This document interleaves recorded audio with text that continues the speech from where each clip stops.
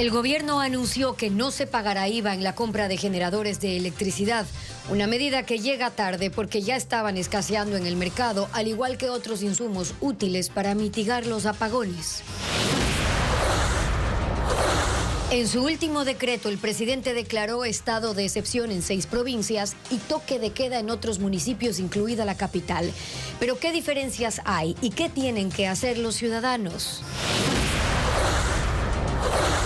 Ecuador negocia con el Fondo Monetario Internacional un nuevo crédito que puede alcanzar 1.348 millones de dólares.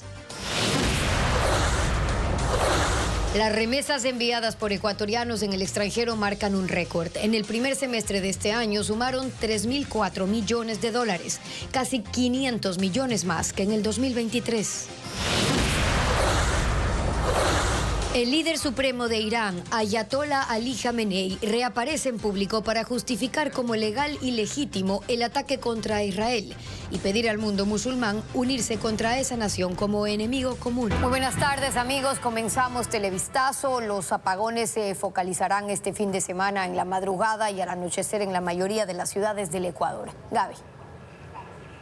Hola Estefi, amigos, bienvenidos. Asimismo, el Gobierno Nacional anunció que desde hoy los generadores eléctricos, sus partes y piezas, se venden sin IVA.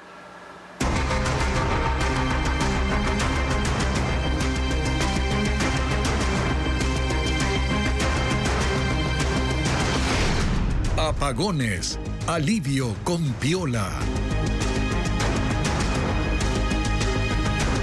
Desde hoy los generadores de energía se podrán importar y vender sin IVA. Esa medida dispuso el gobierno para soportar los apagones, pero esos artefactos y otros productos están escasos en medio de la crisis energética. Diego Cuenca describe la situación comercial. Desde ese viernes, los generadores eléctricos, sus partes y piezas se venderán sin IVA hasta el 31 de diciembre.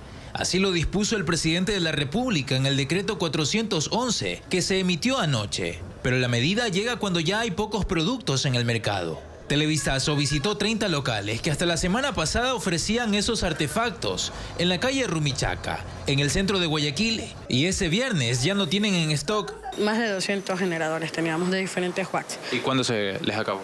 La semana pasada nos quedamos sin generadores. El 18 de septiembre, cuando empezaron los apagones, los clientes hacían fila para comprar un generador en esta ferretería. Hoy, 2 semanas después, en el mismo negocio, vendieron el último de 100 artefactos que tenían. Los comerciantes denuncian que son blanco de la especulación. Las personas que comprábamos es muy caro, entonces no es negocio comprar un producto a $3.000, $2.000 y el cliente no va a tener ese poder adquisitivo de comprarlo. Entonces es preferible mejor esperar la importación normal. La escasez también se detecta en línea. Una cadena nacional de ferretería habilitó en su página web una sección de apagones, donde ofrecen otras alternativas para soportar los cortes y recalcan que tampoco tienen generadores. Entre las opciones que buscan los ciudadanos están los focos recargables, pero la mayoría de locales anuncian con carteles que ya no tienen.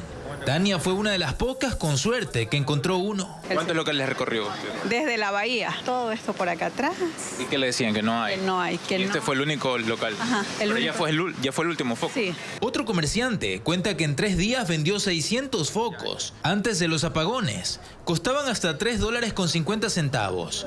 Luego subió el precio. Nosotros vamos a comprar, nos la están vendiendo a nosotros en $11. Y si nosotros vamos a vender un foco en $13, $14, mejor no venderlo porque eso es abusar. Aquí, ¿cuántos focos hay? Aquí hay como 70 focos. Son los últimos de esta mañana. De 2 bultos, sí.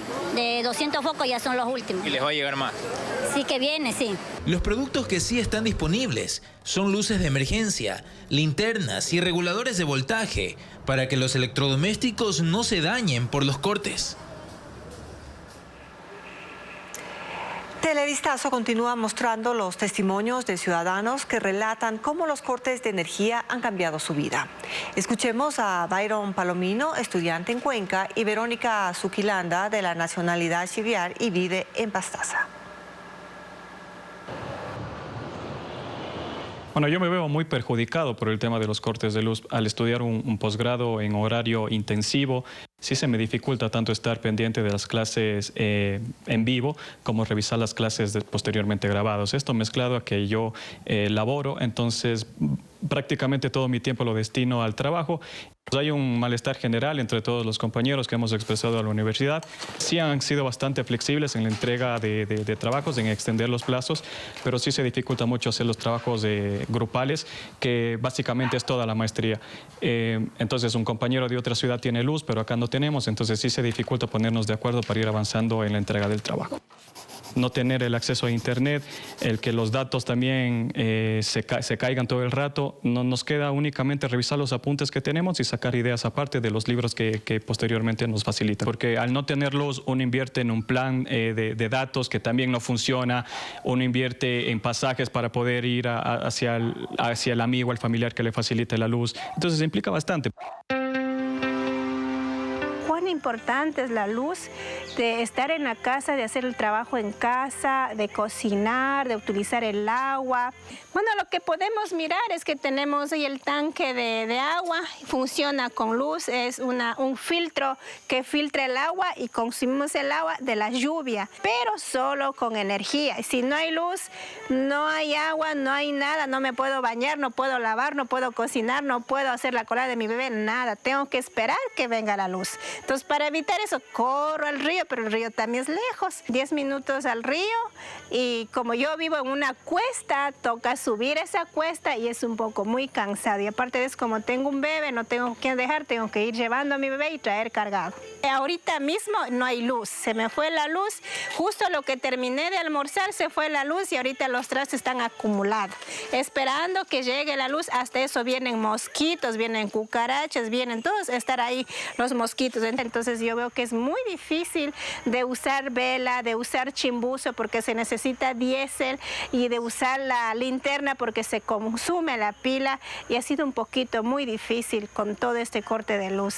Si no, aquí no se sabe a qué horas mismo se va la luz. Las lluvias serán generalizadas en el país durante el fin de semana, según el INAMI. Estas condiciones climáticas ya permiten reducir las horas de cortes de servicio de agua potable. Carla Delgado actualiza el panorama.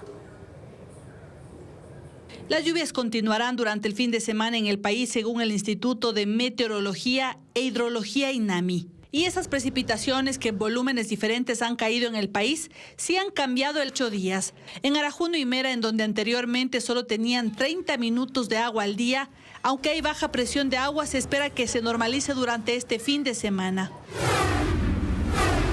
En Loja se suspendieron los cortes de agua en 28 barrios del sector suroccidental, donde habían racionamientos de hasta 16 horas. En Cotopaxi se mantienen los racionamientos en La Tacunga y Pujilí. Sin embargo, la empresa proveedora de agua informó que si las lluvias continúan, la próxima semana se reducirán las horas de restricción. En Tulcán los racionamientos de agua continúan. Sin embargo, si se mantienen las lluvias, la empresa proveedora del servicio advirtió que la próxima semana podría suspender los racionamientos nocturnos de 7 horas. En Cuenca también se mantienen los racionamientos de agua, con cortes de entre 3 y 5 horas durante el día y la noche en las parroquias de Tarqui, Baños y Turi. En Tungurahua los racionamientos de agua siguen en las noches al norte de Ambato. En Arosemena, Tola y Napo continúan los racionamientos de agua por la sequía. Los cortes son diarios durante 19 horas. A pesar de las lluvias en Quito, los racionamientos de agua se mantienen en al menos 50 barrios. Cortes entre 12 y 15 horas.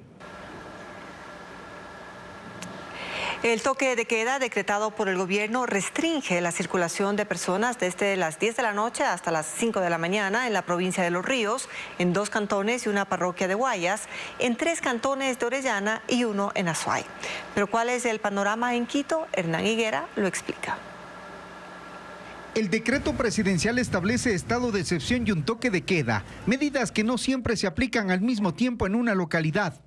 El estado de excepción es una medida que se aplica en situaciones críticas o peligrosas para facilitar la actuación de la fuerza pública. Ahora rige en Guayas, Los Ríos, Manabí, Orellana, Santa Elena, El Oro, Quito y el cantón Camilo Ponce Enríquez. El estado de excepción restringe algunos derechos. La inviolabilidad de domicilio, por ejemplo, significa que los uniformados pueden entrar a una casa, edificio o predio que ellos consideren amenazas para la seguridad. Pueden hacer inspecciones y requisas. Los policías y militares pueden revisar también la correspondencia en computadores, correos físicos e incluso los mensajes en los celulares, porque el derecho a la inviolabilidad de correspondencia también está suspendido. Si en estas provincias y cantones hay reuniones que la fuerza pública considera riesgosas y evalúa potenciales amenazas, puede impedirlas. El decreto presidencial permite también la requisa de bienes, armas, partes o piezas en casos de extrema necesidad. Si la policía o militares, por ejemplo, quieren sitiar a una organización delictiva, pueden hacer uso de casas con lindantes tras poner a buen recaudo a sus habitantes. La segunda medida que el gobierno aplica es el toque de queda, pero está limitado a 19 cantones. El toque de queda prohíbe la circulación en horarios establecidos. Si algún ciudadano se encuentra circulando, puede ser detenido. Quito quedó excluida y sus habitantes tienen libre movilidad. El toque de queda empieza a las 10 de la noche y termina a las 5 de la mañana y rige para toda la provincia de Los Ríos. En Guayas, el toque de queda rige en Durán, Balao y Tenguel. En Azuay, en el cantón Camilo Ponce Enríquez. En la provincia de Orellana, en los cantones Joya de los Hachas, Puerto Francisco de Orellana y Loreto. En el resto de provincias como Manabí, Santa Elena, El Oro y la ciudad de Quito no hay toque de queda. El líder supremo de Irán, el ayatollah Ali Khamenei, hizo un llamado al mundo musulmán para unirse en contra de Israel, al que calificó como enemigo común. Y asimismo dijo que el ataque con misiles contra ciudades israelíes fue un acto legal y legítimo. Mientras que el ejército de Israel continúa advirtiendo a la gente que evacúe las comunidades del sur del Líbano, pues ampliará la operación terrestre, según informa Ileana Suárez. La ciudad de Beirut despertó en medio de los escombros por la devastación provocada por los bombardeos israelíes de la noche del jueves, los más fuertes desde que inició su ofensiva. Fueron 10 ataques aéreos consecutivos para destruir municiones ocultas bajo tierra y un intento para eliminar a Hassem Safeddin, potencial sucesor del fallecido líder de Hezbollah, Hassan Nasrallah. Desde Irán, el líder supremo Ali Khamenei dirigió el rezo del viernes en homenaje a Nasrallah y elogió a las milicias de Hezbollah y del grupo Hamas por sus ataques contra Israel, que dijo son un servicio para la región de Medio Oriente y para toda la humanidad. Esta entidad maliciosa no tiene raíces, es falsa y frágil. Apenas se ha mantenido gracias al apoyo de Estados Unidos y si Dios quiere, no sobrevivirá. Los asistentes a su discurso coreaban "Alá es más grande". Y sobre el ataque del martes con misiles dijo: lo que hicieron fue el castigo mínimo por los asombrosos crímenes del régimen sionista usurpador. Llamó a Israel el perro rabioso de Estados Unidos en la región. Agregó que es hora de que las naciones musulmanas, desde Afganistán hasta Yemen, se unan contra su enemigo común, Israel.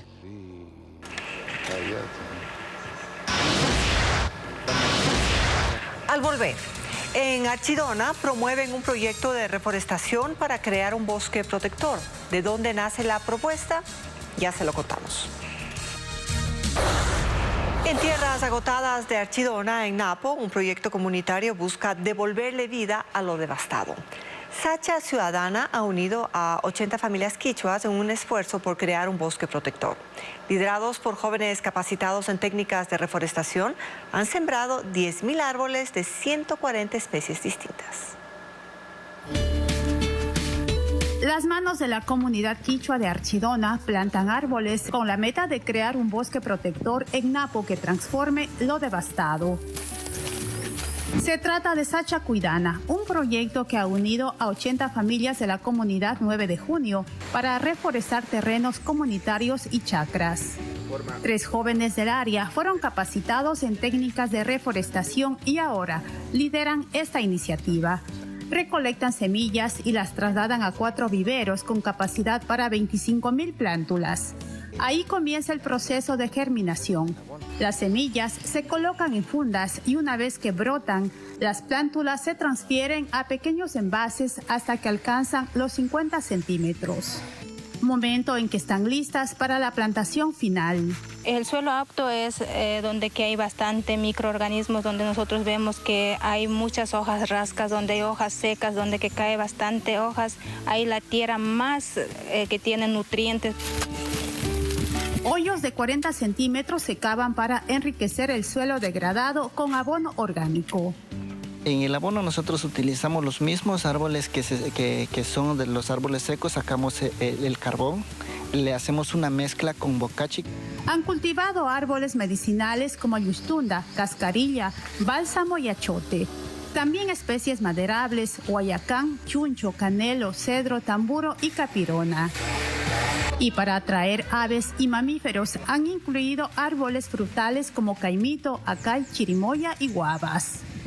Como puede ser la guatusa, la guanta, el mono, que ya está llegando también a nuestras casas. La mayoría de las plantas se adaptan en tiempos de invierno o a verano, pero no tiene que ser mucho exceso de luz. Las plántulas son etiquetadas con códigos para monitorear su supervivencia. Hasta ahora han sembrado 10.000 árboles de 140 especies.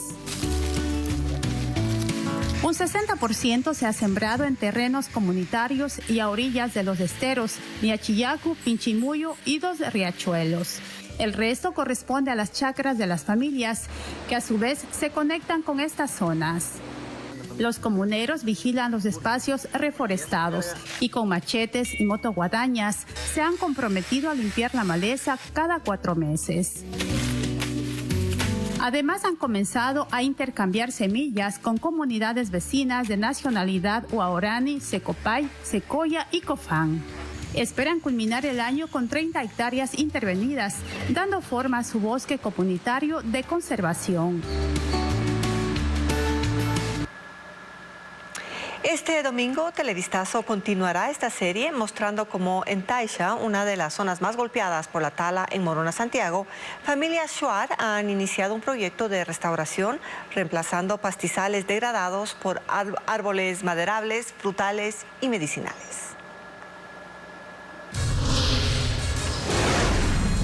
Más adelante en Televistazo, las remesas de migrantes superan récords y ayudan a afrontar la crisis económica del país. Les tenemos un reportaje de análisis con cifras del Banco Central del Ecuador. Las remesas de los migrantes, que en lo que va del año suman 3.000 millones de dólares, contribuyen a soportar la crisis económica que vive el país. Pero no son el único aporte. La economía criminal introduce miles de millones de dólares a los mercados formales que permiten que se mantenga su dinamismo. El Banco Central reporta una contracción de la economía ecuatoriana en un 2.2% en relación al Producto Interno Bruto, pero en los mercados no se deja de transaccionar y aunque hay una disminución en la actividad comercial, los engranajes de la economía se continúan moviendo. ¿Y qué los impulsa? Una parte está dada por el flujo de remesas que crece. En el primer trimestre del año llegaron 1.393 millones de dólares. En el segundo trimestre la cifra se incrementó y sumaron 1.611 millones, cerrando el primer semestre en 3.004 millones de dólares, casi 500 millones más que en el mismo periodo de 2023. Pero esto, que es ciertamente un alivio en medio de la crisis, no es sino la consecuencia de otra: la migratoria. Según la Oficina de Migración de Naciones Unidas, el déficit migratorio en Ecuador en 2023 fue de 121.335 personas. Son quienes no volvieron al país. Y hasta julio del 2024 la cifra sumaba 99.753 personas, para un total de 221.088 nuevos migrantes. Y estos valores únicamente muestran a quienes pasaron por puestos de control migratorio. El otro registro es indeterminado, sin embargo hay aproximaciones. La patrulla fronteriza de Estados Unidos en este año fiscal detuvo a 121.000 ecuatorianos intentando ingresar ilegalmente a ese país. Y aquí es donde entra en juego otro componente que dinamiza la actividad económica, pero desde la orilla de la ilegalidad. Si por cada viaje se paga a coyoteros valores que oscilan entre los 10.000 y los 23.000 dólares, esa actividad ilegal mueve entre 1.200 y 2.800 millones de dólares. Y eso no es todo. Según la Oficina de Naciones Unidas contra la Droga y el Delito, los flujos financieros derivados del narcotráfico representan entre el 2% y el 5% del PIB.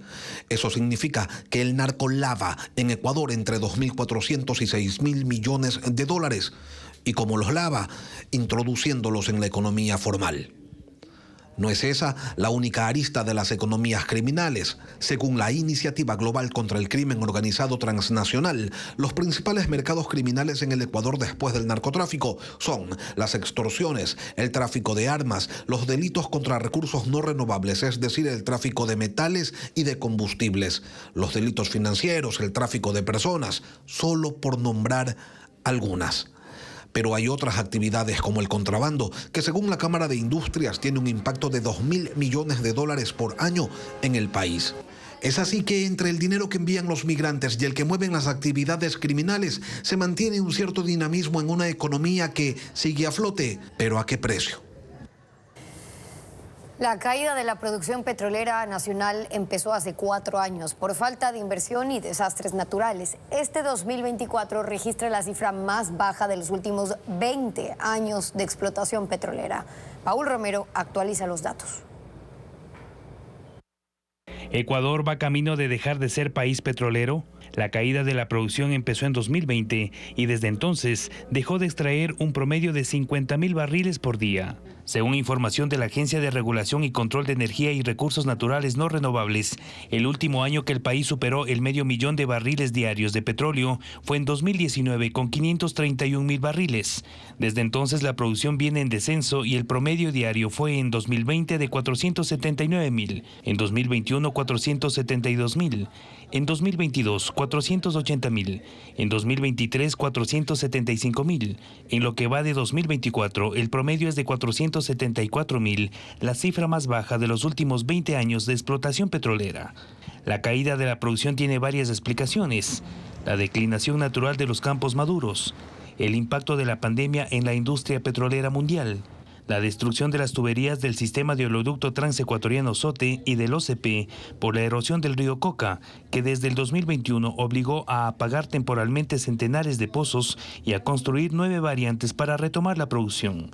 Estos factores, más la crisis por el estiaje de este año, frenó la inversión para la exploración y explotación de nuevos campos, según el experto Luis Calero. Hay que hacer inversión en sísmica, mejores métodos de extracción, nuevas tecnologías, etcétera, etcétera, para poder incorporar más reservas y tener una mayor cantidad de petróleo disponible para la producción. Eso es lo que hay que hacer. Esto tenían que haber hecho las compañías privadas también. Desde 2021, las exportaciones petroleras no son consideradas como la principal fuente de financiamiento del presupuesto estatal. Desde ese año, el Ecuador dejó de recibir un promedio de 800 millones de dólares anuales por la caída de la producción de crudo. Con este escenario, ¿Ecuador dejó de ser un país petrolero? Calero dice que no, porque los dólares que entran a la economía por las exportaciones de crudo, más el consumo interno de combustible, impactan positivamente en la economía. 15.000 millones de dólares en exportaciones más ventas internas. Generalmente solo nos ocupamos de las exportaciones. Decimos, ha habido 6.000, 7.000, 8.000 por exportaciones. En el segundo trimestre de 2024, el país exportó 29.86 millones de barriles de petróleo, con un valor promedio de $73 por barril, e ingresó al presupuesto 2.206 millones de dólares, según cifras del Banco Central. Bosnia, Herzegovina y Croacia, países europeos de la región de los Balcanes, con costas en el mar Adriático, sufren los efectos de una tormenta que deja inundaciones, deslaves, pueblos sepultados y al menos 14 muertos. Las operaciones de rescate se iniciaron esta mañana con aporte de organismos de defensa y voluntarios. Una potente tormenta azotó Bosnia en la madrugada de este viernes. Localidades del centro y el sur del país están anegadas. Los servicios de rescate reportaron varias desapariciones y pidieron ayuda a voluntarios y al ejército ante el cierre de carreteras, el bloqueo de vías de tren, los cortes de electricidad y la incomunicación total por la interrupción de cobertura celular. Autoridades de defensa reportan que durante toda la mañana han recibido llamados de auxilio y noticias sobre más víctimas. Los muertos contabilizados hasta ahora son 14. Temen encontrar más gente sepultada en las zonas de deslaves, pero también hay sobrevivientes. El mal tiempo se atribuye al calor que arrastran desde el verano y ahora un exceso de humedad que ha cambiado por completo el panorama en una región que semanas atrás estaba afectada por la sequía. Imágenes tomadas por drones y difundidas por los medios bosnios mostraban poblados y ciudades totalmente sumergidas, mientras que videos publicados en redes sociales enseñaban escenas dramáticas con torrentes de lodo y carreteras dañadas. En la vecina Croacia hubo lluvias y vientos y la capital, Zagreb, reporta el desbordamiento del río Sava. Una semana después del paso del huracán Helene en Estados Unidos, una nueva actualización en el número de víctimas habla de 213 muertos, mientras que hay otras 200 personas que no se sabe dónde están. Equipos de rescate continúan removiendo escombros en una vasta zona de destrucción, sobre todo en el estado de Carolina del Norte, mientras que en Tennessee se investiga la muerte y desaparición de trabajadoras de origen hispano en una fábrica que no pudieron salir a tiempo. Hay versiones que indican que les prohibieron abandonar sus puestos a pesar de los anuncios del paso del huracán. Los damnificados están además en los estados de Florida, Georgia, Carolina del Sur y Virginia. La Fiscalía investiga si hubo tráfico de influencias en el actual concurso de jueces de la Corte Nacional. Ejecutó allanamientos y detenciones para obtener información del caso relacionado con las pruebas de confianza de la cuestionada empresa Métricas Web. Jacqueline Rodas informa. Anoche, la Fiscalía y la Policía realizaron allanamientos en Quito como parte de una investigación penal abierta por tráfico de influencias en el actual concurso de jueces de la Corte Nacional. El expediente se abrió para indagar irregularidades en la prueba de confianza, tomada a los postulantes por parte de la cuestionada empresa Métricas Web. 2 personas están detenidas con fines investigativos y se presume que hay funcionarios y exfuncionarios públicos involucrados en una organización delictiva. El caso está en etapa reservada. Mientras tanto, el Consejo de la Judicatura sigue buscando el camino para salvar el concurso. El 26 de agosto lo anuló parcialmente. Decidió salvar las 4 primeras etapas. De 59 finalistas, el número regresó a 106. Con ellos esperan retomar el proceso. Pero hay más sombras que lo rodean. En el caso Pantalla, que investiga el concurso que se anuló totalmente tras la detención del expresidente de la Judicatura, Wilman Terán, la fiscal Ruda Moroso dio más de 20 nombres de aspirantes a jueces de la Corte Nacional que habrían recibido beneficios ilegales. 9 de ellos volvieron a inscribirse en el concurso actual y siguen en la lista. El Consejo de la Judicatura defiende el concurso y al momento analiza una nueva metodología para las pruebas de confianza. No se sabe cuándo lo retomarán y mucho menos cuándo la Corte contará con los 10 jueces y 15 conjueces que deben elegir. Sigue igualmente pendiente el resultado de la auditoría que la Contraloría hizo a la contratación de la empresa Métricas Web. En inicio se dijo que estaría lista a finales de septiembre, pero se desconoce el resultado. El Ecuador analiza la posibilidad de acceder a un nuevo crédito del Fondo Monetario Internacional. La nueva línea negociada con el fondo permite acceder a créditos de hasta 20 años plazo y menores intereses. La decisión final se conocerá a finales de este mes. El gobierno tramita un nuevo préstamo con el Fondo Monetario Internacional, esta vez del Programa de Sostenibilidad y Resiliencia que brinda recursos a largo plazo para países de renta baja y media. El FMI confirmó que el Ecuador es elegible para acceder al nuevo financiamiento con un tope de $1.348 millones. El Ministerio de Economía dijo que está evaluando si accede a este nuevo crédito que vendrá atado a condiciones que un gobierno en campaña electoral debe cumplir. No confirmó cuál será el monto ni las condiciones que tendrá, aunque la línea de créditos de resiliencia que fue creada en el FMI en el 2022 otorga créditos a 20 años plazo con 10 años de gracia y los intereses se fijan según las condiciones de pago de cada país. Para el Ecuador será de 1,4% anual.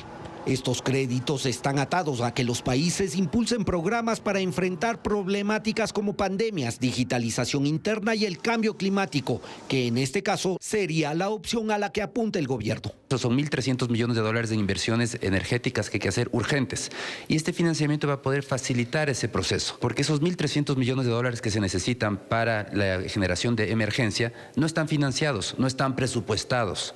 El Estado no tiene esos recursos. El gobierno tiene un acuerdo de financiamiento vigente con el FMI desde mayo por 4.000 millones de dólares para 4 años. De ellos, 1.000 millones ya ingresaron a las cuentas nacionales y se espera otro desembolso de 500 millones para enero. El FMI espera la decisión que tome el gobierno los próximos días.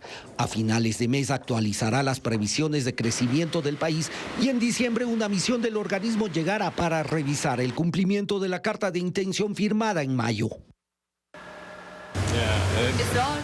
Una bebé de 3 meses con síndrome de Down que iba a ser vendida por $20,000 fue rescatada por la policía en Loja.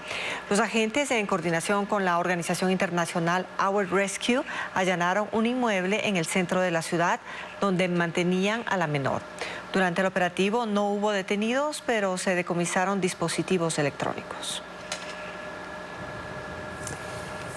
Una obra de teatro en Guayaquil que habla de 3 mujeres y sus relaciones amorosas y sociales. 2 conciertos relacionados al cine y al anime son algunas de las actividades para este fin de semana. Estefanía Arias con la agenda de entretenimiento. ¿Me quiere? No me quiere. 3 mujeres abordan las dinámicas de sus relaciones de pareja, revelando con ironía y humor la tensión entre los deseos personales y las expectativas sociales. Mujeres es la obra que llegará al Teatro Zona Escena en Guayaquil. Foto familiar. Dirigida por Virgilio Valero e interpretada por María Zacoto, Carmen Angulo y Maite Mosquera. La función será el sábado 5 a las 19 horas. Allá. 16 figuras femeninas representadas en muñecas con trajes de la época conforman la exposición Mujeres de Poder, que se inauguró en la Alianza Francesa de Guayaquil, en la sede del centro. Son personajes del siglo XVI al XX, destacadas por sus acciones. La muestra estará abierta hasta el 25 de octubre.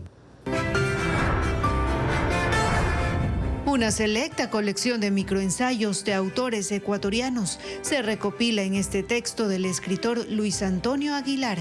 Reflexiones sobre temas como la hospitalidad, el amor, la literatura, la historia y las ciudades. Este género expone la elegancia e inteligencia de poetas de inicios del siglo XXI. Crímenes, traiciones y espías. Aquella noche en París, del escritor ecuatoriano Oscar Vela. Un texto que trata de Marcel Gaspar, un agente secreto jubilado que tendrá que volver al ruedo para encontrar a un viejo investigador que podría poner en riesgo a todo el servicio de inteligencia. Marcel emprenderá un viaje para armar un rompecabezas.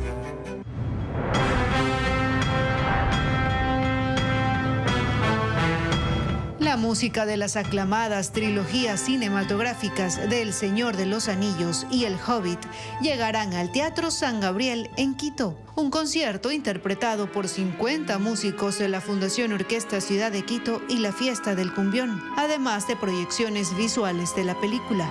El show será el sábado 5 a las 20 horas.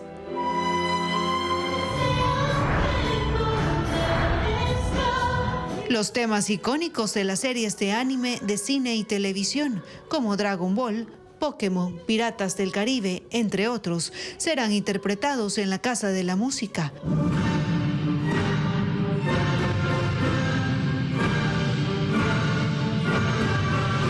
70 artistas y una orquesta sinfónica serán parte de este concierto en Quito, denominado Tatacae 3, dirigido por el maestro Iván Acosta. La función será este sábado 5 a las 19 horas. Hace 2 años el hombre Arthur Fleck nos azotó como un huracán.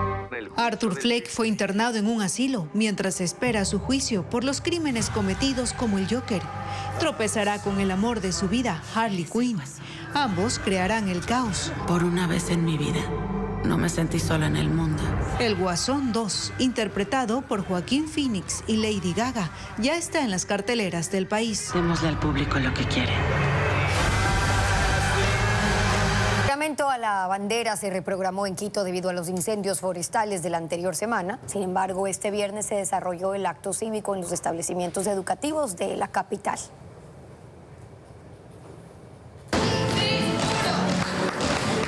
Sí, juro. Fue la frase más repetida por los estudiantes de tercero de bachillerato de Quito. Para hoy se aplazó la jura a la bandera debido a los incendios forestales. Hemos tomado como una oportunidad para seguir practicando y asegurándonos que los detalles estén listos. ¡Sí, juro! En el evento se reconoce el esfuerzo académico de los jóvenes al nombrar los abanderados y escoltas del emblema patrio. Una de mis propuestas es motivar a los más pequeños que no vean esto como un programa sin sentido, sino que algo como para estar orgullosos de nosotros mismos por ser ecuatorianos, para demostrar nuestro respeto y lealtad a la bandera.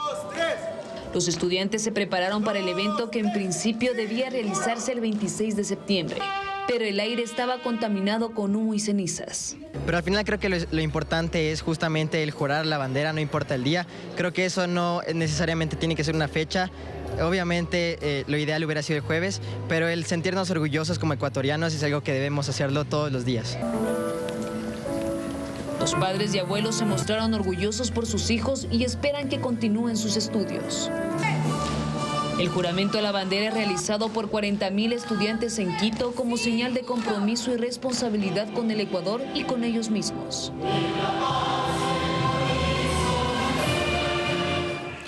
Ecuaterra recorrió el bosque protector Abitagua en Pastaza. Es un paraíso de biodiversidad, hogar de 360 especies de aves y mamíferos como el jaguar y la pantera. Con un compromiso de conservación, 200 familias protegen sus 4.421 hectáreas, asegurando recursos hídricos vitales para más de 100.000 personas.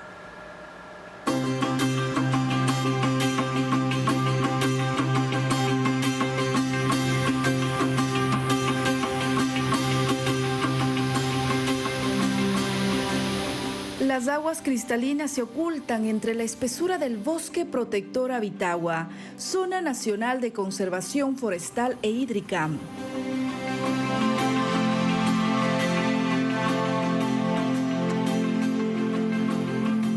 En 4.421 hectáreas, acoge 14 ríos que nacen en la cordillera de los Andes y avanzan con fuerza hacia la Amazonía. Al sur, los ríos Quilo y Alpayacu desembocan en el río Pastaza, mientras que los otros 12 afluentes corren hacia el noreste para conectarse con el río Anzu.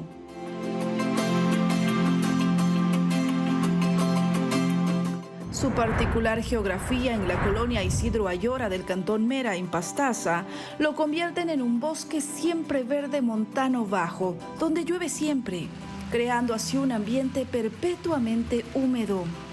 Se extiende sobre un terreno montañoso con pronunciadas pendientes en las faldas del Parque Nacional Yanganates, lo que lo convierten en una zona de amortiguamiento.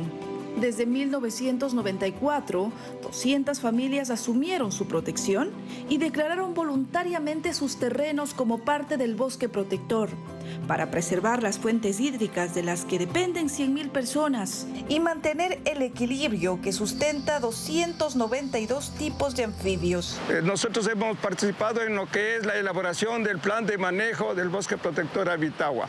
Hacen que nosotros no tengamos ningún proyecto de agricultura o de ganadería. De ahí que no hay contaminación en absoluto en las aguas. En sus ríos se encuentran 25 especies de peces, entre ellas las pequeñas sardinas adaptadas a las frías corrientes de 16 grados.